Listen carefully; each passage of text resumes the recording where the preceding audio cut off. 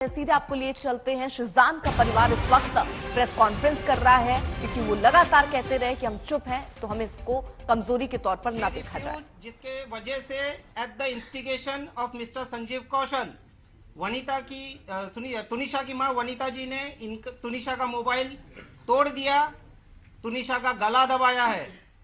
जो तुनिशा ने अपने डायरेक्टर उस टाइम के शो के मिस्टर राहुल करके कोई हैं, मैं नाम पूरा देता हूं आपको, उसको भी इन्फॉर्म किया है, मिस्टर कंवर ढिलन को भी इन्फॉर्म किया है, क्योंकि उसके बाद उनकी माताजी और संजीव कौशल जी चले गए चंडीगढ़ और वो कंवर ढिलन के साथ रहने लगी 3 महीने तक। तो संजीव कौशल जी और उनकी माताजी का क्या रिलेशन है, संजीव कौशल जी और उनकी माताजी तुनिशा को किस तरह से ऑपरेट करते थे, डोमिनेट करते थे, रूल करते थे, हस्तक्षेप करते थे, क्या करना है क्या नहीं करना है, किसको मिलना है किसको नहीं मिलना है, इन सब चीजों से तुनिशा काफी डिस्टर्ब थी। 2016 में जब तुनिशा की कजिन सिस्टर का देहांत हुआ, वो पूरी तरह से टूट गई और टूटने के बाद उसका मानसिक जो भी था वो ट्रीटमेंट किया नहीं किया, पुलिस अपनी जांच कर रही है। चंडीगढ़ में उनका ट्रीटमेंट चला है। 2016 के बाद चंडीगढ़ में कोई एक ऐसा हादसा हो गया कि संजीव कौशल जी ने उनकी माताजी और तुनिशा को देर रात घर से निकाल दिया था, जिसके बाद वो लोग आए हैं मुंबई। और यहां आने के बाद पवन शर्मा ने एज अ मैनेजर तुनिशा के लिए कुछ काम लाए। उससे ज्यादा पवन शर्मा का तुनिशा का दूर दूर तक कोई लेना देना नहीं है और कुछ ही दिनों में तुनिशा ने उनको निकाल भी दिया। She was unhappy with his interference. उनके सगे मामा जो फ्यूनरल में आए थे, उन्होंने आज तक मीडिया के सामने एक बाइट नहीं दिया है, बट सो कॉल्ड मामा ने पूरे मसले को कहां से कहां लेके चले गए हैं। सारे आरोप जो भी लगे हैं, किसने लगाए, कैसे लगाए, सारे के सारे आपके मीडिया के सामने है। अब आप लोगों में से जिसको जो बोलना है बाद में, पहले इन लोगों को अपना पक्ष रख लेने दीजिए। जहां तक हिजाब वाली बात है, जहां तक दरगाह वाली बात है, जहां तक उर्दू वाली बात है।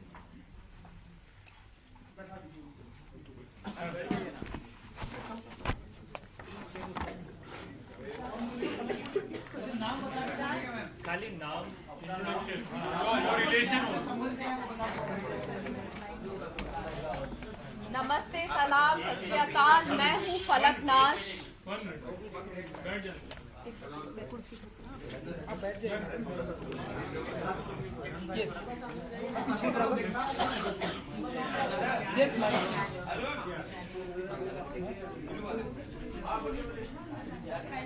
मैं हूँ फलकनाज और तुनिशा से मेरा बहन का रिश्ता था। भले ही खून का रिश्ता नहीं था, लेकिन एक एहसास था, एक बॉन्ड था जो हमने बहुत अच्छे से शेयर किया है। मैं उससे मिली थी इनके शूट पे, जब हम लोग लद्दाख गए थे। मैं पहली बार उससे मिली थी एयरपोर्ट पे। तब से लेके अब तक मेरा उससे बड़ी बहन का रिश्ता था। उसको तकलीफ में हम नहीं देख सकते थे किसी भी कीमत पर, उसमें चाहे शिजान हो, चाहे मैं हूं या मेरी मदर हूं। हिजाब, दरगाह, ये कहीं से कहीं तक उठता ही नहीं सवाल, क्योंकि हम जो भी अपना रिलीजन मानते हैं वो हमारी पर्सनल चीज है, हमारी पर्सनल स्पेस में होता है। हम उसके लिए यहाँ पे किसी को फोर्स नहीं करते, ना हमारा राइट है किसी को फोर्स करना, ना ही हम पब्लिक में दिखाते हैं सबके सामने। आप लोग हमें सालों से जानते हैं, हमारी पूरी लाइफ आप लोगों के सामने खुली किताब की तरह है। अब बात आती है कि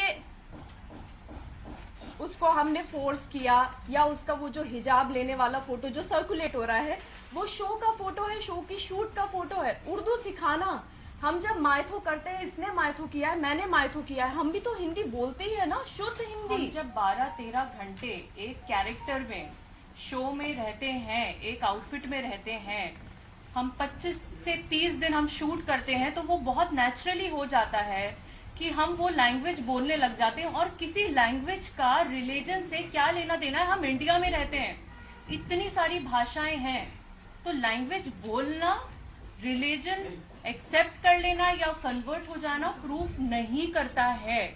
firstly this is a very wrong assumption. और रही बात हिजाब, वो शैलेंद्र जी क्लियर कर चुके हैं।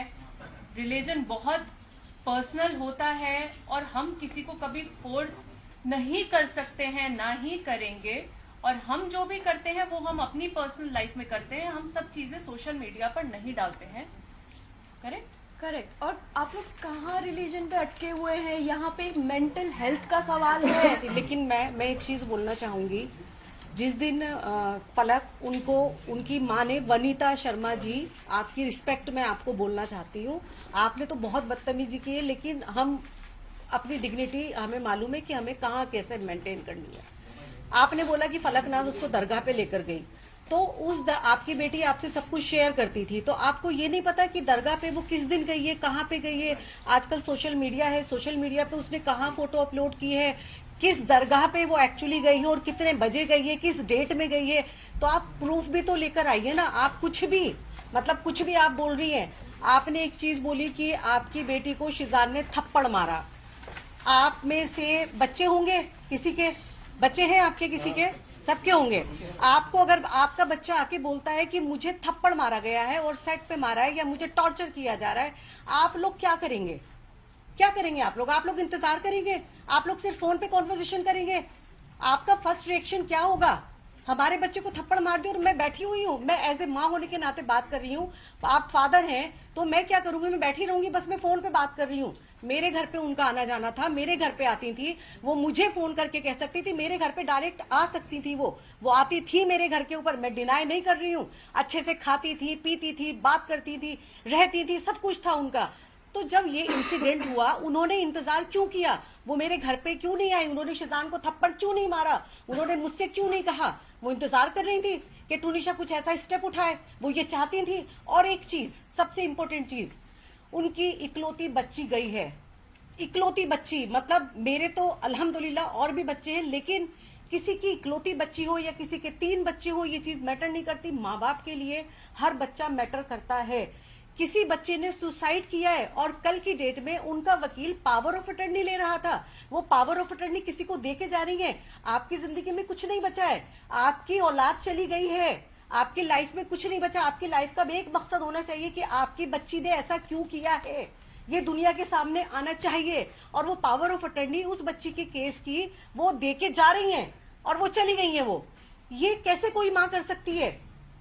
आप कर सकते हैं ये, जब तक कि उसको जस्टिस ना मिले। टूनिशा फॉर जस्टिस, एग्जैक्टली हम भी चाहते हैं। मेरी बच्ची थी वो, मेरी बच्ची थी। हम लोगों के लिए, हमारी फैमिली के लिए सफर कितना मुश्किल हो रहा है ये हमें पता है, हमारे ऊपर वाले को पता है कि एक तरफ वो बच्ची जो हमारे बहुत क्लोज थी, मेरे घर की वो सबसे छोटी बच्ची थी। वो भले ही 20 साल की थी, लेकिन मेरे लिए वो 10 साल की बच्ची थी। वो एक तरफ वो बच्ची जो चली गई है और दूसरी तरफ मेरा बच्चा जो इनोसेंट है, जिसने कुछ नहीं किया, उसको भेजने की तैयारी में उसकी माँ मेरे बच्चे पे एलिगेशन लगा रही है। क्या चाहती हो आप वनीता जी? आप क्या चाहती हो? एक बच्चे ने सुसाइड कर लिया और दूसरी माँ का बच्चा भी सुसाइड कर ले, आपके टॉर्चर करके, आपके प्रेशर में आके। जो पिक्चर सर्कुलेट हो रही थी, जिसको बहुत अलग पॉइंट ऑफ व्यू से देखा गया है, तो मैं एक लॉजिक आपको देती हूँ। जब हम सेट पे होते हैं और कोई आउटफिट होता है, स्पेशली जब हम माइथो कर रहे होते हैं, तो हम पूरा दिन उसी गेटअप में रहते हैं, क्योंकि हमें रेडी होने के लिए बहुत टाइम लगता है। कपड़ों को चेंज करके वापस से निकाले, फिर शॉट में जाए, ऐसा नहीं होता है। वो जो पिक्चर सर्कुलेट हो रही है वो ये पिक्चर है, जो कि आप देख सकते हो। टूनिशा की प्रोफाइल से पोस्ट की गई है। ये ये वो पिक्चर है जो टूनिशा की प्रोफाइल से पोस्ट हुई है, और इसका ये नीचे यहाँ पे 3 सितंबर लिखा है, और उसका कैप्शन भी है, wishing you all happy Ganesh Chaturthi. और ये पिक्चर में उसने हिजाब पहना हुआ है, और ये क्योंकि उनका ऑलरेडी सीन शूट हो रहा था, जिसमें ये देखिए, ये वो एपिसोड का है जो एपिसोड टेलीकास्ट हुआ है, एपिसोड 21 14 सितंबर, यहाँ क्लियरली लिखी है। और क्योंकि बैंक होता है और हम लोग टेलीकास्ट शूट पहले करते हैं, बाद में टेलीकास्ट आता है, तो ये टेलीकास्ट डेट इधर है और ये एपिसोड का है। सो इसको जो उनके मामा बोल रहे हैं पवन शर्मा जी कि उनको हिजाब पहना दिया गया था, दिस इज द प्रूफ। ये हिजाब चैनल की तरफ से पहनाया गया है, हमारी तरफ से नहीं। सवाल पूछे मैडम? हाँ जी। नहीं, अभी नहीं, प्लीज। Let me speak. जहां तक अब बात है वनीता शर्मा के रिलेशनशिप की, फैमिली के साथ जो उन्होंने कहा कि इन्वॉल्व नहीं किया जाता था, मैं आपको बताऊं शीजान की बर्थडे पे वनीता शर्मा इनवाइटेड थी। हमारे पास प्रूफ है, फोटोज। 9 सितंबर मैंने लोखंडवाला में पार्टी रखी थी और वो शीजान को साथ में लेके आई हैं अपनी गाड़ी में बैठा के। दूसरा, वो दिवाली पे आई थी, खुद सामने से आई थी हमारे घर में। उसके अलावा अभी टुनिशा का 4 तारीख को बर्थडे है, मैं उसका बर्थडे सरप्राइज प्लान कर रही थी 3 तारीख की रात को। 23 तारीख दिसंबर को रात को उन्होंने मुझे फोन किया था कि फलक क्या प्लान है बर्थडे का, तुम क्या प्लान कर रही हो? और मैंने उनको क्लियरली बताया था, आंटी मैं बर्थडे प्लान कर रही हूँ, आप 4 तारीख को उसकी पार्टी रख रही, क्योंकि उनको एक ग्रैंड लेविश पार्टी रखनी थी विद मीडिया। तो उन्होंने कहा था कि मैं 4 तारीख को कहीं बाहर पार्टी रख रही हूँ और तुम लोग उसका, फिर मैंने उनको ये कहा था कि आंटी ठीक है, मैं उसका ब्रिंग इन मनाना चाहती हूँ, क्योंकि टुनिशा मीडिया नहीं चाहती थी। टुनिशा को ये सब नहीं पसंद होता था, उसको फैमिली पसंद होती थी। तो उसको मैं वो फैमिली देना चाह रही थी, वो फैमिली टाइम देना चाह रही थी 3 तारीख की रात को। और ये बात टुनिशा भी जानती थी कि आप ही कुछ सरप्राइज प्लान कर रही है। तो बात यहाँ पे इस चीज पे खत्म होती है कि उनका फैमिली में इन्वॉल्वमेंट नहीं था, वो गलत है। फैमिली में बराबर इन्वॉल्वमेंट था। जिस दिन ये शूट फर्स्ट एपिसोड इनका लॉन्च हुआ था, लॉन्च पार्टी वाले दिन वो हमारे घर में थी, हम लोगों ने सेट पे इनका टेलीकास्ट देखा। उसके बाद सारे लोग सीधा एक्टर्स को मिला के, टुनिशा की मदर को मिला के, टुनिशा को मिला के, हम सब घर पे, हमारे घर पे बैठे हुए थे। सुबह 4 बजे तक हमारे साथ थे वो लोग। तो और कैसा इन्वॉल्वमेंट आपको चाहिए? हमें उन्होंने अपने घर पे बुलाया, हम उनके घर पे गए, तो और कैसा इन्वॉल्वमेंट होता है? ठीक है, आपने हाँ जी। नहीं, बाकी है।